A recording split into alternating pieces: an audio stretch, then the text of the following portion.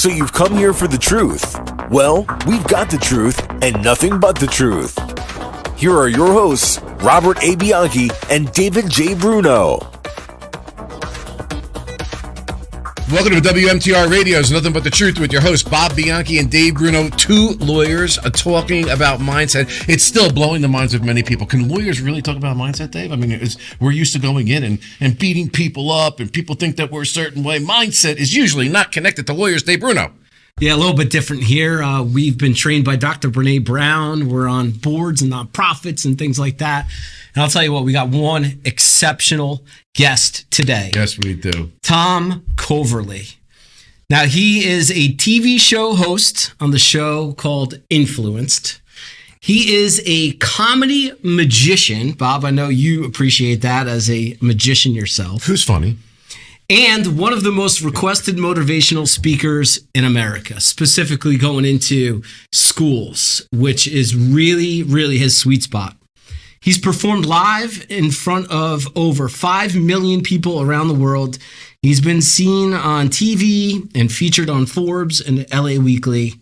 Paul Abdul says Tom is a magical inspiration. And we were so fortunate to meet Tom in St. George. He's one of the TEDx speakers that we got to meet. And we hit it off right away. I mean, it was that first day, Tom, I remember it clearly. We're in the same car going up to the Red Rock for some meditation on the day before our talks. And I get in the car with Tom, and I learned that Tom is from Camden County, New Jersey. I mean, it's almost sweet as North Jersey, but it's still sweet. And then we just we hit it off, and I'm just so impressed with not only everything that you put out social media. I mean, you were on top of the TEDx release and signing up with newsletters and forums and stuff like that. That impressed me.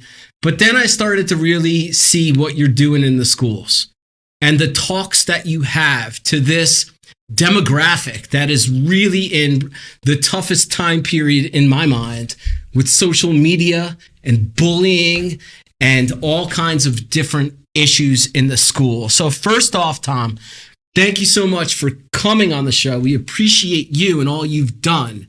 And if you could, let's start with what you talk about in the schools and why that's so important, that message to that demographic. Yeah, well, it's good to see you guys, man.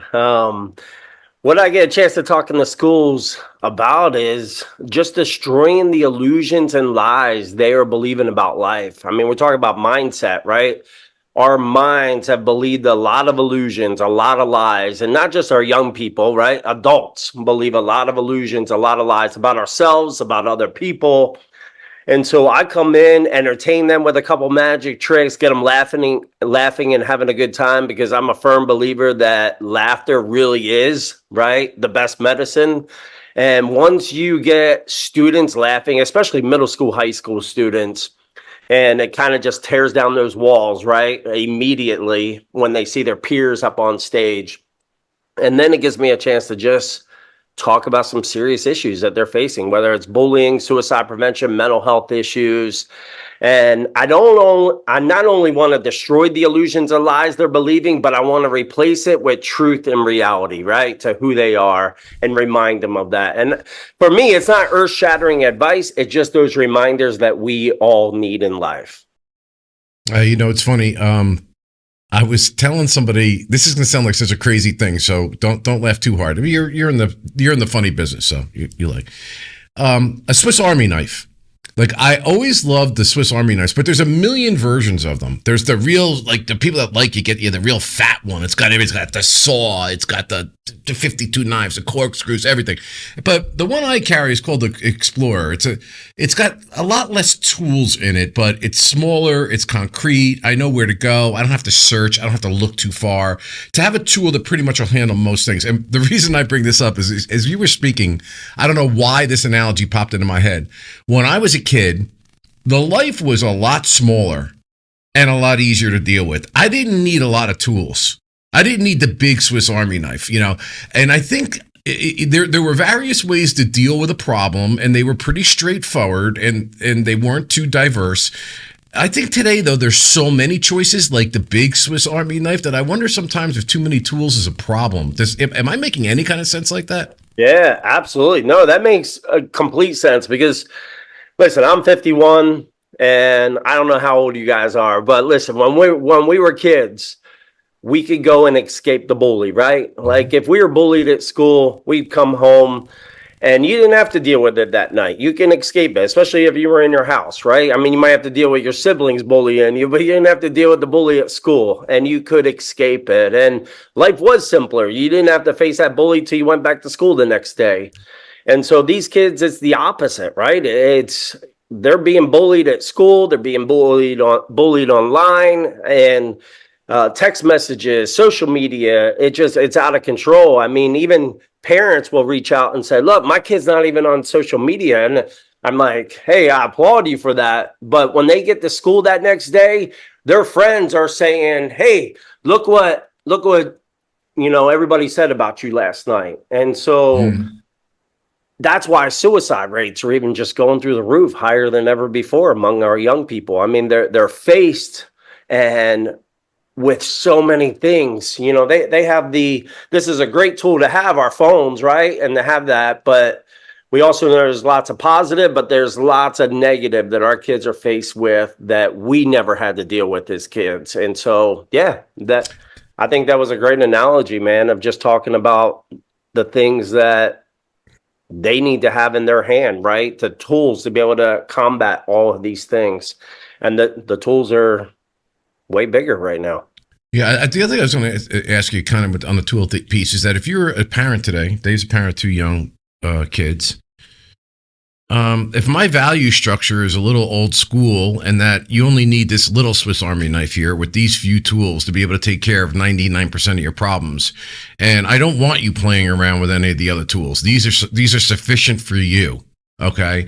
But then they go outside the home. What I have found kind of miraculous is how the parents today, their values are being contraindicated or adversely attacked, if you will, by institutions that typically used to support the family's values, the parents' values. How difficult must that be on a child when they're in a scenario, I'm not saying all kids, where the parents are setting one value structure, but then they're going to school or other institutions that are imposing another value structure? I think you're hitting it right there, right? No matter where someone falls and what they believe, right? There are people watching this right now that have all different beliefs, right? But we know this, our kids are thrown with every agenda, every belief system that is just being thrown their way right now. And yeah, that does. A lot of times that contradicts what's being said at home and then at school. And so even kids, it's not just bullying like, man, your ears are big or that kind of stuff. It's bullying with just the beliefs and the things that if you don't fall in line with whatever that agenda might be, or maybe that mom and dad's trying to encourage at home, or at least to, open your eyes to at home, they're hearing the opposite thing at school and not just hearing it, but it's pushed on them. Yeah. And it's causing a lot of issues, man, a lot of problems. When I get a chance to go into the schools, I not only speak to the kids, but one of the biggest thing for me, because I know this and you guys know this, it all starts at home, always starts at home, and so I want to try to get everybody on the same page. And that's hard, right? Because you have mom and dad that might believe this over here, the school, maybe from a state standard or whatever, that they have to say these things and do these things and these agendas. But how do I bring unity to all of that? And so I invite this school, the parents, the teachers, the community, the students to come back at night. And it gives me a chance right back at the high school auditorium or gymnasium, wherever it might be, maybe a community center in that community, and say, look, let's entertain you for a little bit. Let's have some good time.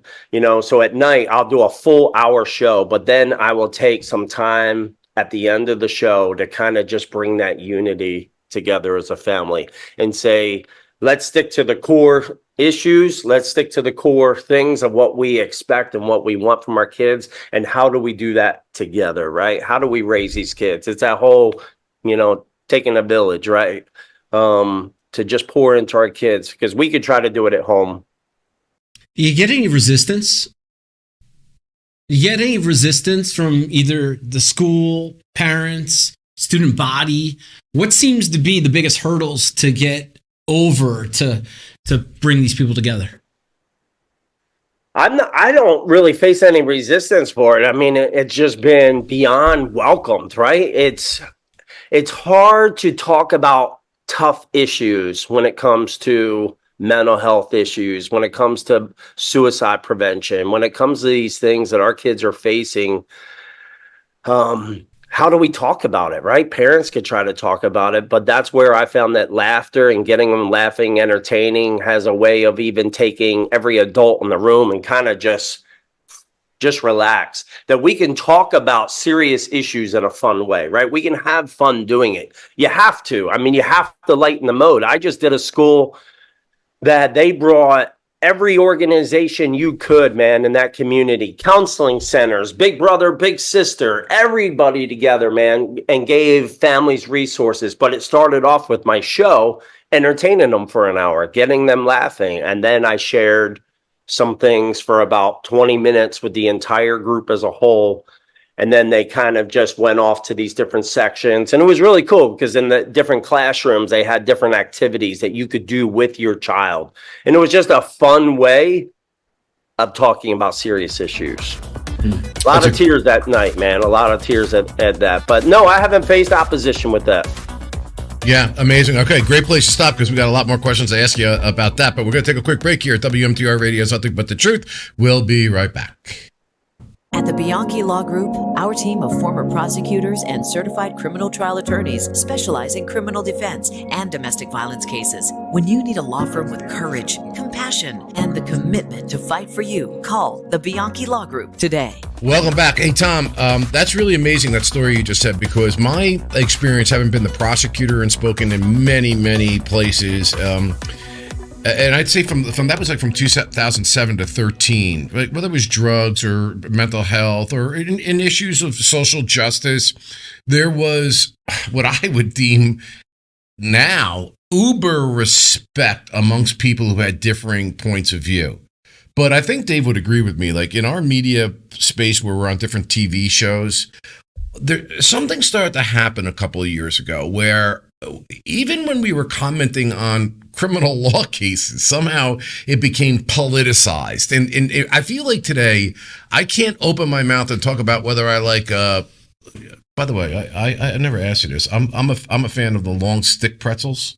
I love long stick pretzels with the salt, the hard rock salt on them. Mm-hmm. But if I were to say that, I think publicly, I'm certain that somebody is going to start attacking me for being, I don't know, a conservative or liberal or so I'm kind of, it's a shape to it. Yeah. Without a shape. But you somehow are going into these spaces and walking away, which is really shocking to me. It's got to be a bit of an art form. I don't think it's where you're coming, your community. I think it's how it's being presented. Can you talk to me about that? Yeah, I mean, I mentioned that very thing when I talk in the evening events. I say, how many adults would agree that our kids are facing, issues more than ever before, right? All the hands go up in the air.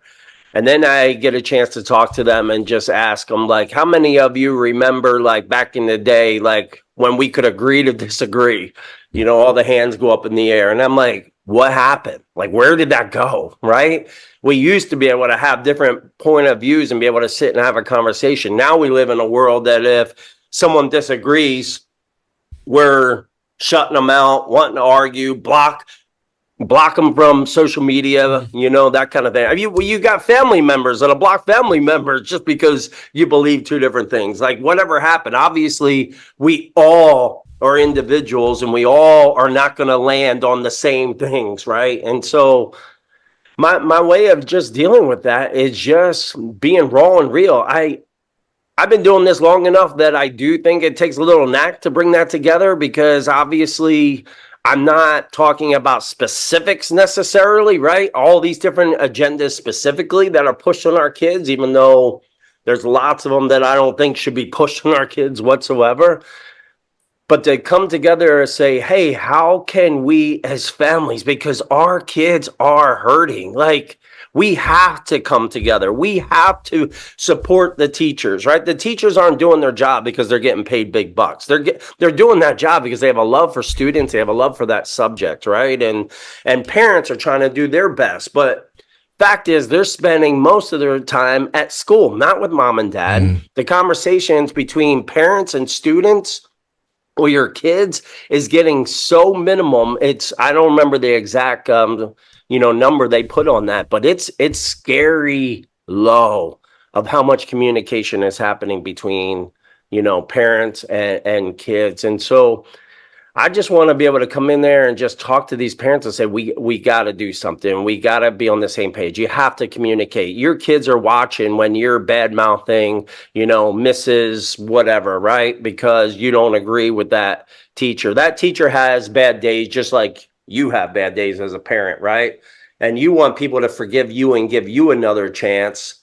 So does that teacher, right? We got to somehow come together, as a community. I'll share this quick story. I did a school where this girl came up bawling her eyes out, and she said, Tom, the only reason I came to school is because I wanted to secretly say goodbye to my friends.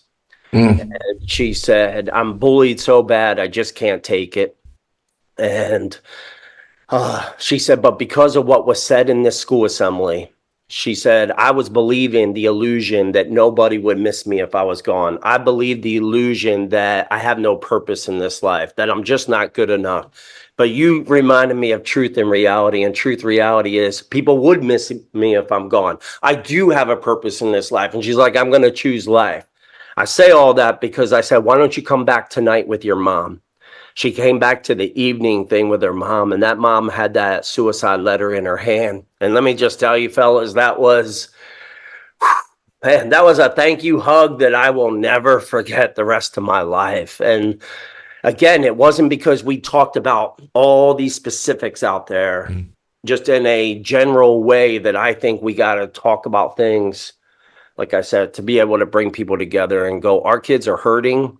So we got to get our stuff together, parents. Like, as a bullying prevention speaker, people ask me all the time, do you ever think bullying will be done in this world? And I'm like, no, because we have a lot of adults that forgot how to treat one another. We have a lot of adults that have forgotten how to agree to disagree. And we got to be able to get our stuff together so that our kids are seeing a good example. Dave, I was thinking to myself, listening to that, nobody could ask for a better thing in their deathbed confession, their life's end story, to say that I've literally saved a life and the life of a young person. Some people can't say that their entire lives. So good for you, Tom.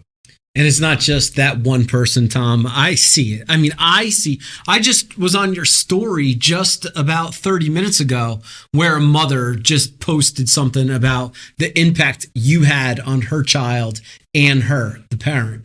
So what you're doing is you're doing wonderful work, inspirational work, Tom.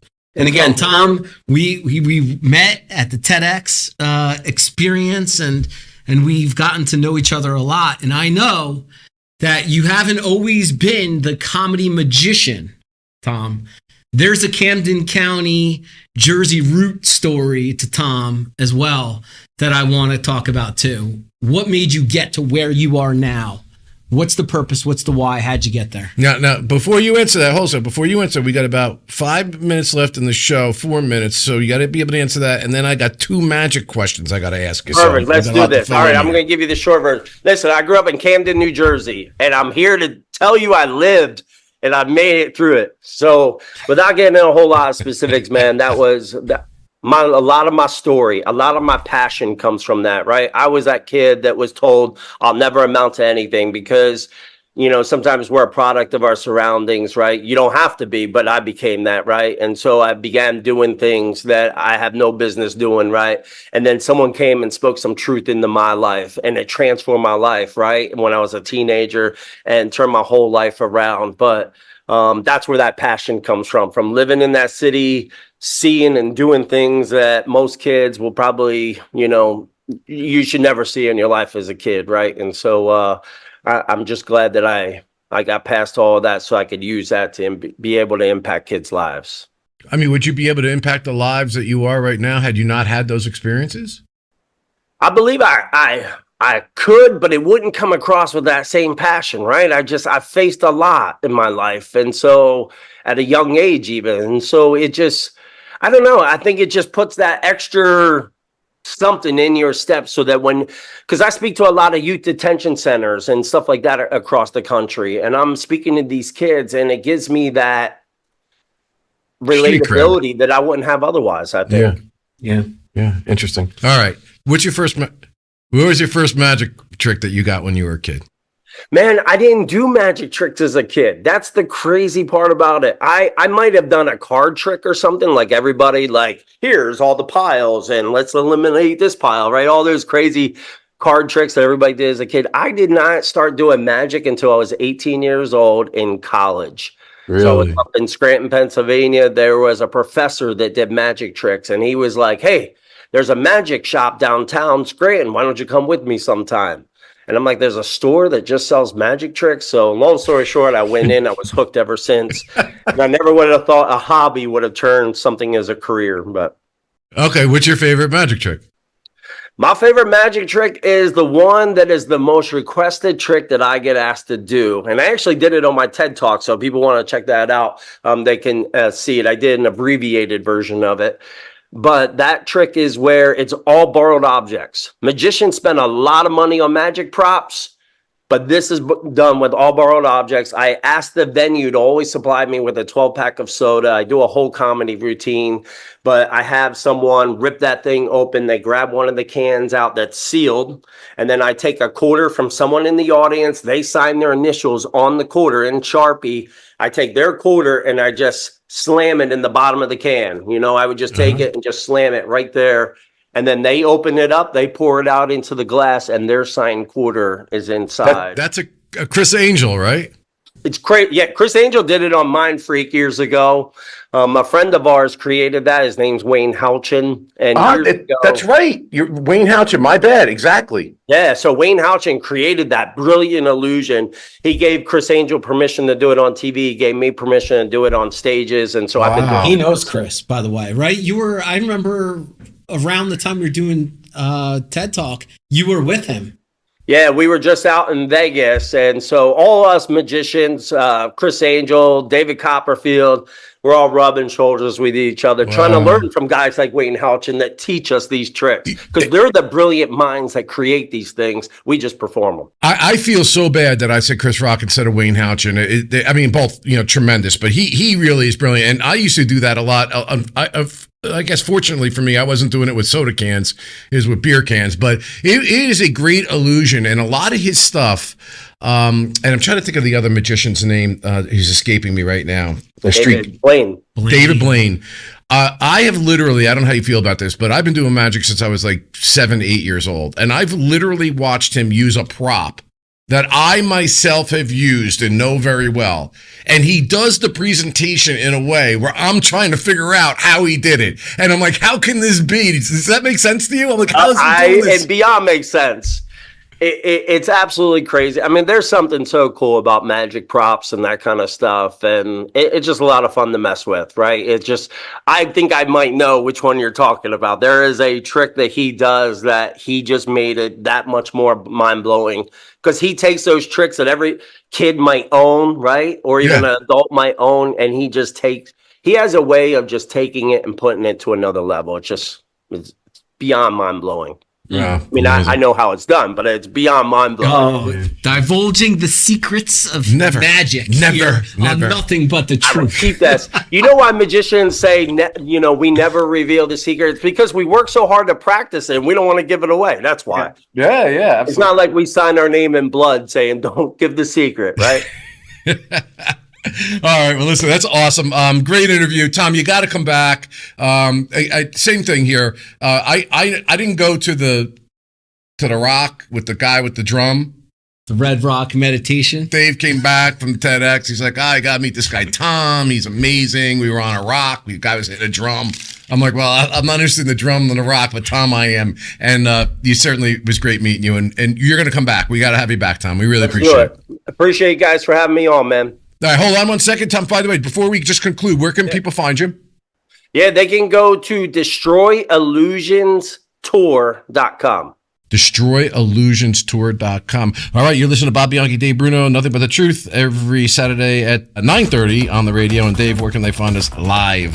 Sure, nothingbuttethetruthpodcast.com, the place where you have all the video, all the links to the podcast. Also live streaming regularly on Saturday mornings on LinkedIn, YouTube, and Facebook. So, Tom, it's been a pleasure. Exceeded expectations. Doing great work out there. I'm going to keep on following you, keep on appreciating you, and see you soon, buddy. Yeah, thank you guys. Thanks. Appreciate We'll be in touch, man. Anything we do for you, brother. it. Yo, thank you guys. Seriously, thank you. Okay, peace. Pleasure, man. So good seeing you. Yeah, good seeing you guys. Thanks for thinking of me, man. We're the Bianchi Law Group, a team of former prosecutors and certified criminal trial attorneys. But here's the thing. He put himself in a box when he said, Relied on by CNN, Fox News, MSNBC, Law and Crime, and news leaders across the country for our criminal defense To get a expertise. search warrant, you have to have probable cause that a crime's been committed and there's evidence in a particular place. When you need a law firm with courage, compassion, and the commitment to fight for you, call the Bianchi Law